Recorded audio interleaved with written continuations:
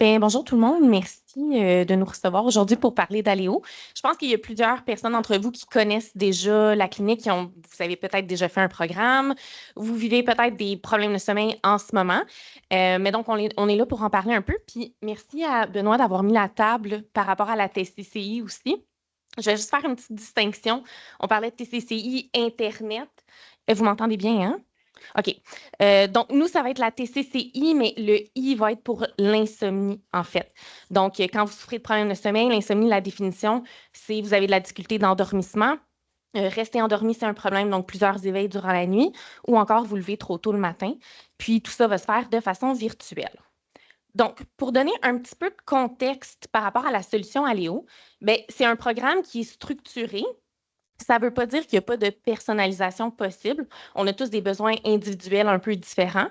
Et vu que le sommeil est tellement interrelié avec la santé mentale et la santé physique, ça devient un facteur protecteur pour notre santé, pour notre sécurité, pour notre productivité, notre performance. Donc, on est vraiment une solution en prévention d'erreurs et d'accidents. Ce qui est intéressant aussi, c'est que du fait qu'on protège autant notre santé, ben, on vient éviter souvent un burn-out ou même des cas en invalidité. Fait que ça peut être super intéressant. On voulait vous partager quelques statistiques que je trouve assez frappantes.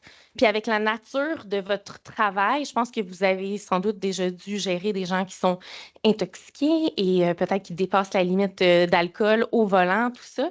Puis ce qui est intéressant, c'est que quand on dort mal, il y a toutes sortes de similitudes avec le fait d'être comme intoxiqué, comme si on avait bu.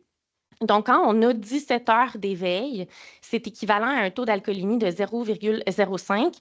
Je pense pas que ça dépasse la limite, là. Je suis comme plus au courant de c'est quoi la limite, je bois plus, donc, mais 24 heures d'éveil, donc la fameuse nuit blanche qu'on connaît, ça équivaut à 0,1 qui est passible d'amende, de ce que je comprends.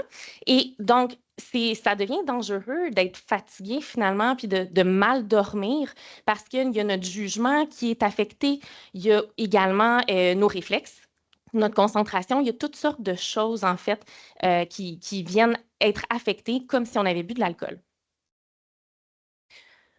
Au niveau de la performance et des risques, une bonne nuit de sommeil, là, disons que c'est un 7 heures, dépendamment des gens, ça peut être 8, 9, on s'entend, mais disons un bon 7 heures de sommeil, on est à 98 d'efficacité. Donc, presque notre best self, là, comme on peut dire, la meilleure version de nous-mêmes. Et quand on vient dormir presque la moitié de ça, ben, notre efficacité diminue drastiquement, pardon. Donc, on est à 15 d'efficacité. Fait que c'est là qu'on se rend compte à quel point bien dormir a un effet ben, sur notre vie au quotidien, finalement, puis nos journées de travail oui, et nos journées de vie personnelle aussi. Vous êtes des gens qui faites des corps de travail différents. Donc, tu sais, je pense qu'il y a des rotations qui seront entre jour, soir, nuit. Les risques d'accident de base, là, même quand on dort bien, pour les corps de soir, augmentent de 15 et 28 pour les corps de nuit. Et donc là, quand on rajoute la couche du fait qu'on dort pas bien, ben, on peut s'imaginer que ces pourcentages-là montent même. Donc, ça devient, encore une fois, une bonne idée de bien prendre soin de son sommeil. Pour ce qui est de la durée des corps, donc le temps supplémentaire, puis j'ai comme l'impression que vous êtes amené à faire du temps supplémentaire une fois de temps en temps. Des corps de travail normaux, là, tu sais, standards selon la société, donc 8 heures. euh, Bon, on est à une bonne efficacité, mais dès qu'on dépasse ça, donc un 10 heures, bien, on se rend compte que les risques d'accident augmentent de 13 puis même principe, 28 pour les corps de travail de 12 heures. Donc, c'est important à ce moment-là, tu sais, d'avoir eu une bonne nuit de sommeil. Puis c'est pour ça que la SPPM a mis en place des programmes pour vous aider à adresser ces problèmes-là, s'assurer que, ben, de un, vous aviez une bonne santé globale, mais de deux aussi, tu sais, d'être performant au travail. On le sait que vous êtes scruté à la loupe avec les médias sociaux, tout ça. Donc, ça peut venir vous aider là, dans votre travail au quotidien. Comment reconnaître les signes? En fait, j'ai comme l'impression que quand on dort mal, règle générale, on le sait, je pense.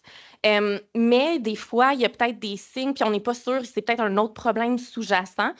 Donc, quand on commence à consommer soit des drogues, de l'alcool, pour comme s'aider à s'endormir, des choses comme ça peut être un signe. Puis on le sait que de toute façon, Oui, c'est vrai, ça aide à s'endormir, mais par la suite, ça vient fragmenter notre sommeil, donc on n'est pas plus avancé. Quand on s'endort au volant aussi, ça peut être un signe d'un problème sous-jacent. Oups, peut-être l'apnée du sommeil, par exemple. Donc, ça peut être bien de faire un test de dépistage pour voir si ça pourrait être un problème potentiel. Si vous ne vous sentez pas reposé durant la journée, que vous ne sentez pas que votre sommeil est récupérateur, qu'on ne sent pas la meilleure version de nous-mêmes, finalement, ben, ça pourrait tous être des signes qu'il y a peut-être un problème de sommeil, même tu sais, à un degré quelconque, là. Ah, excusez-moi, je m'en vais vite avec mes slides. Donc, pour qui c'est pertinent? Ben, en fait, bon, les gens qui souffrent d'insomnie, c'est sûr, qui ont de la misère à s'endormir. De l'insomnie chronique aussi, tu sais, que ça fasse 3 mois versus 20 ans qu'on souffre d'insomnie. En fait, c'est bon de venir l'adresser puis de faire un programme. Euh, ça doit être difficile aussi. Moi j'aurais bien de la misère, là, en toute honnêteté, à faire des chiffres rotatifs et tout ça. Donc, la gestion liée aux horaires atypiques, tu sais, dans les ajustements de changement de shift, peut-être que vous voulez juste optimiser les quelques journées au départ. Fait que ça peut être une bonne idée. Je ne sais pas si vous saviez aussi que les cauchemars se traitent, mais on est en mesure de réduire la fréquence, l'intensité des cauchemars par la répétition d'imagerie mentale. Ce qu'il faut savoir, c'est que si ça découle d'un stress post-traumatique, ben, on ne vient pas adresser le stress post-traumatique en tant que tel, mais les cauchemars, oui. On parlait aussi de parents tantôt, puis tu sais, des solutions pour les enfants, tout ça. De notre côté, on prend tu sais, juste les majeurs, mais on a des partenaires qui peuvent aider aussi avec le sommeil des enfants. Mais j'entends souvent que tu sais, quand on est parent ou nouveau parent, c'est normal, mon enfant ne dort pas bien, puis il n'y a pas grand-chose que je peux faire. Au contraire, il y a certaines choses qu'on peut mettre en place pour aider notre sommeil. Donc, ça pourrait être une autre instance ou faire un programme, c'est intéressant. Variation hormonale aussi, ça vient jouer beaucoup sur le sommeil. Puis là, je suis une femme, donc je pense, exemple, au cycle menstruel, préménopause, ménopause, etc. Mais il y a quand même des choses qu'on peut faire pour s'aider. Puis aussi, les nouvelles recrues, nouveaux policiers qui ont peut-être pas encore des problèmes de sommeil, mais qui vont peut-être en développer. Puis on veut, en prévention, savoir c'est quoi les meilleures pratiques pour protéger notre sommeil et donc protéger notre santé. Comment ça fonctionne? C'est super simple, c'est 3 étapes faciles. Donc, évaluation du sommeil, on fait un dépistage. Les troubles du sommeil, ça prend 5 minutes. Je pense que vous avez des affiches, des codes QR, toutes sortes de choses comme ça, partout au poste, etc. Donc, puis je pense, Johnny, tu m'as dit qu'il y allait avoir aussi la petite tuile maintenant dans la nouvelle plateforme Green Shield. Donc, vous allez avoir accès à Aléo de cette façon-là également. Donc, le dépistage. Ensuite, vous êtes invité à planifier un appel de pré-consultation avec notre équipe. On prend le temps, tu sais, de répondre à vos questions, de parler du programme qui a été recommandé. Et de là, on planifie aussi les rencontres avec un thérapeute. Et bien, la troisième étape, c'est tout simple, c'est le début du programme. Donc, la prise en charge est faite rapidement. On peut vous voir aussitôt que 5 à 7 jours après cet appel-là initial. Donc, prise en charge rapide. Le format de comment tout ça fonctionne, on parlait de TCCI virtuel, tout ça. Nous, c'est pas autoguidé. En fait, ça va être avec un vrai thérapeute, là, un humain au bout du fil en vidéoconférence. Et c'est des rencontres courtes. On a décidé de condenser ça le plus possible pour imbriquer ça dans des horaires qui sont atypiques et aussi chargés. Donc, 30 minutes par semaine avec un thérapeute agréé sur notre application mobile sécurisée. On a aussi nouvellement de cette année un plan de soutien de 2 ans. Donc, ça, c'est vraiment le fun. Tu sais, en 5 semaines, vous êtes en mesure de mieux dormir, mais qu'est-ce qui se passe après si on a encore un petit peu de difficulté? Bien, on est là pour 2 ans pour un support. Je vais en parler un petit peu plus après.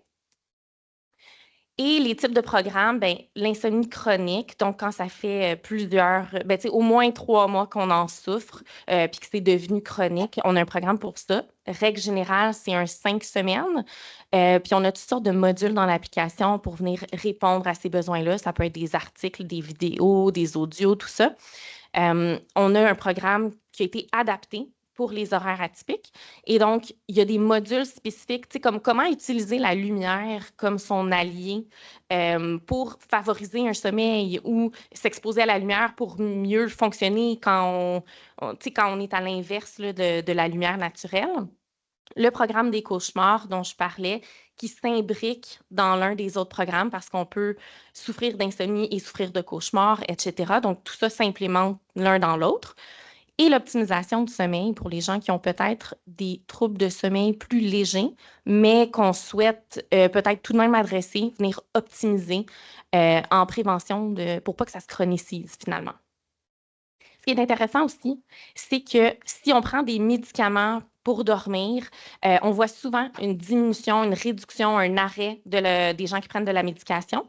Et on voit aussi une réduction des symptômes d'anxiété et de dépression. Fait que ça peut être intéressant. On voit que juste en adressant le sommeil, on vient quand même aider nos symptômes d'anxiété et de dépression. Donc, c'est super. On change. Let's go. OK, voilà. Donc, un plan de soutien de 2 ans, j'en parlais. Ce qu'on fait, c'est qu'après que vous complétez un programme à 3 mois, 6 mois, 1 an et 2 ans, on vous envoie d'autres évaluations du sommeil pour voir comment ça se passe maintenant. Est-ce que vous êtes en mesure de garder les acquis que vous avez faits au courant du programme? Et s'il y a un niveau de rechute qui est identifié, ce qu'on fait, c'est qu'on vous propose des solutions sans frais. D'ailleurs, c'est la FPPM qui assume tout ça. Là. Vous n'avez rien à débourser, autant pour vous que pour les dépendants. Et aussi, à partir du 1er janvier, là, avec la nouvelle entente, il y a les retraités qui sont inclus et leurs dépendants aussi. Mais donc, on vient vérifier s'il y a un niveau de rechute qui est identifié. Et s'il y en a un, ça pourrait être de vous offrir une session supplémentaire. Ça pourrait être de vous fournir des articles, du nouveau matériel, pour vous aider à venir reprendre le dessus, là, si on veut. Puis, vous avez aussi un accès permanent à l'application. Donc, une fois que vous faites le programme, après ça, vous pouvez toujours vous y référer. Toutes les stratégies que vous auriez vues avec un thérapeute se retrouvent là-dedans. Donc, il y a toujours moyen là, de revenir aux bases. Le dépistage, j'en parlais tantôt, 5 minutes, vous allez avoir une page de résultats comme ça une fois que vous le faites, puis ça vous recommande là, un programme selon vos besoins. Là, on veut vraiment adapter ça à vos besoins. Puis de là, vous êtes invité à planifier un appel avec notre équipe. Durant cet appel-là, on planifie les rencontres avec le thérapeute. On vous aide à télécharger l'application. On vous fait un petit tour guidé aussi pour vous montrer ça ressemble à quoi.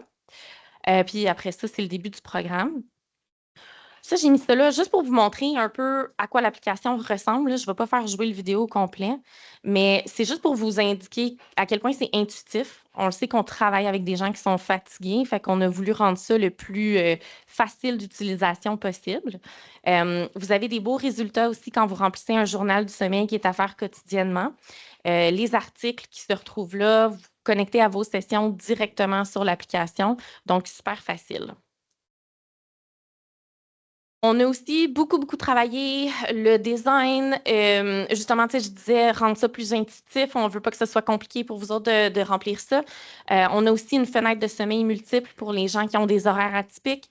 Donc, c'est facile pour vous de vous rappeler, OK, à quelle heure je devrais faire une sieste, c'est quoi le moment optimal pour me coucher, pour me réveiller, etc., pour que mon sommeil soit le plus récupérateur possible. Donc, toutes sortes de nouveautés dans l'application aussi à ce niveau-là. Puis encore là, on a optimisé un peu les articles. On a fait une expérience sans password, puis dans le fond, plus facile d'aller se connecter à vos rencontres également. Et puis, je pensais que c'était intéressant de vous montrer un peu où on en est où depuis le début de l'entente avec vous. On a eu 1204 membres qui sont engagés. Donc ça veut dire peut-être qu'ils ont commencé un dépistage, qui en ont complété un, qui ont planifié un appel avec nous, qui ont complété un programme. On voit qu'il y a 379 membres qui ont traité leur sommeil, donc complété un programme. D'ailleurs, le taux d'adhérence est super bon aussi. Puis ça équivaut à 2170 séances avec un thérapeute. Puis on a des membres actifs en clinique là, pas mal tout le temps.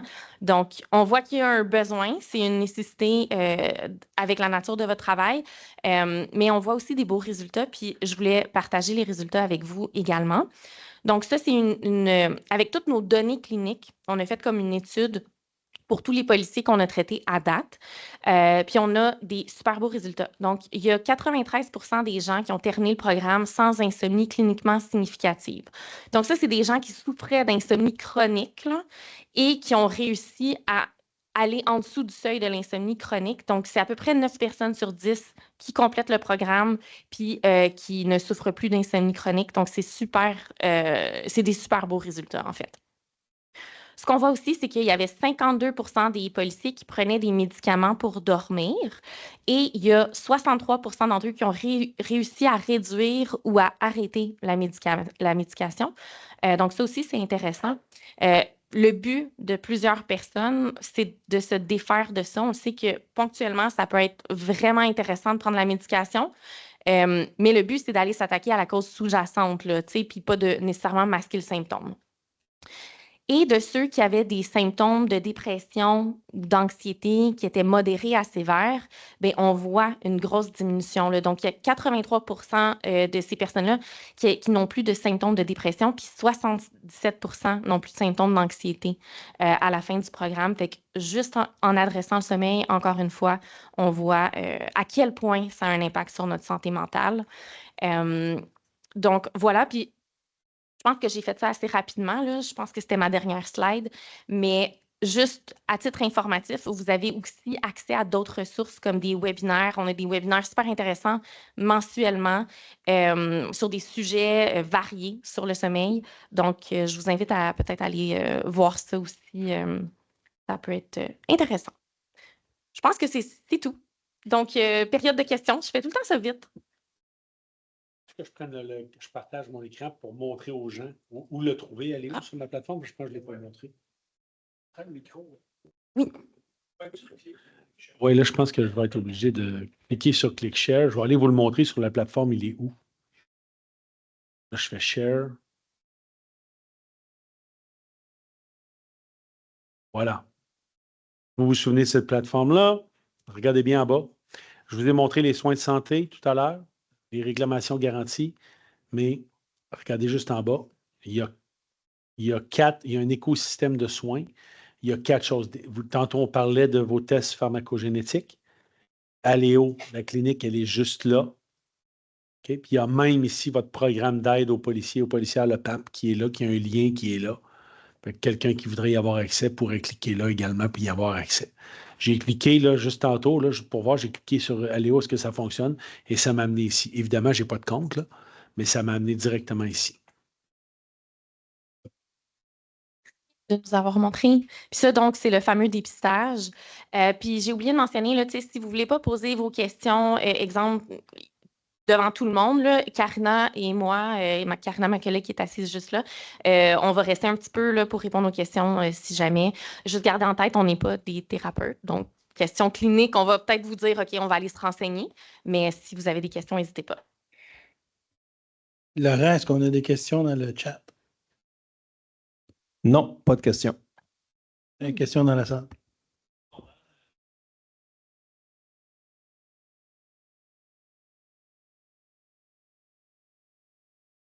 Oui, exactement. Mais ça, c'est spécifique aux policiers. Ah oui, excuse-moi, c'est vrai, je fais comme vous. Donc, si on a des sondages de satisfaction, tout ça, puis si ça s'applique, parce que vous voyez que c'était au Canada et aux États-Unis, la satisfaction, c'est vrai qu'on ne l'a pas montré, puis je pourrais vous revenir avec ça certainement. Je pense que la satisfaction est assez haute, puis d'habitude, Johnny, tu nous dis qu'on a des bons commentaires aussi par rapport à Léo. Mais les résultats que j'ai présentés, c'était vraiment par rapport aux gens qui sont des policiers, donc qui font des horaires atypiques, tout ça. On travaille avec différentes stations de police, là, mais c'est vraiment représentatif de votre population, finalement. Est-ce que ça répond bien à la question? Super. Ça termine la présentation. Avant de terminer, je dois expliquer les coûts. Effectivement, ça a un coût. Les retraités de 65 ans et plus n'avaient pas accès ni à la télémédecine, ni à Aléo et ni à ce qui s'en vient. Donc, les retraités, c'est par rente, parce qu'ils ont 24 ans. On parle d'une augmentation de 3,99 par rente. Pour les retraités de 65 ans et moins, eux avaient déjà accès à la télémédecine. On parle d'une augmentation de 1,29 par rente. Pour les membres actifs, nous, on avait déjà Léo, on avait déjà Maple, et avec les augmentations qu'on va avoir de la ville en début d'année, on parle d'une augmentation de 18 cents par paye. Donc, pour les actifs, on parle de 4 par année pour tout ce qu'on vient de vous présenter. Fait que, Laurent, avais-tu d'autres choses pour nous? Ça, c'était pour les frais de ce qu'on vous a présenté aujourd'hui.